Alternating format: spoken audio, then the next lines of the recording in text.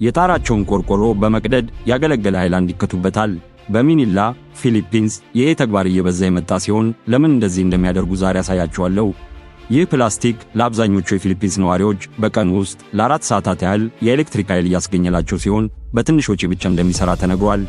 በፊሊፒንስ በሚገኝ ዲዛይነር የተፈጠረው ይህ የፕላስቲክ አምፖል አካባቢው አብዛኛውን ጊዜ በተፈጥሮ አደጋዎች የሚጠቃ ስለሆነ አብዛኞቹ መኖሪያ ቤቶች ሲሰሩ መስኮት አይኖራቸውም። በዚህ ምክንያት ብዙ ቤቶች ጨለማ ናቸው። ይህም ሲስተም ቀላልና መፍትሄ ያመጣ ሲሆን በመጀመሪያ ቆርቆሮ በመቅደድ ፕላስቲክ በውስጡ እንዲገባ ይደረጋል። ከዚያም በረኪናና ንጹህ ውሃ በፕላስቲኩ ውስጥ ከገባ በኋላ ጣሪያውን በፕላስቲኩ ልክ ቀዶ በማስተካከል ማስገባት። ከዚያም የተደባለቀው ውሃና በረኪና በሚፈጥጡ አልጌ ምክንያት ፕላስቲኩ የፀሐይ ብርሃን ሲያገኝ ይህንን የመሰለ አምፖል ይፈጥራል ማለት ነው። ይህ የፕላስቲክ አምፖል ከ55 ዋት የኤሌክትሪክ አምፖል ጋርም እኩል ብርሃን ያለው ሲሆን በምሽት ደግሞ የሶላር ፓናልን በመጠቀም ብርሃን ማግኘት ችለዋል።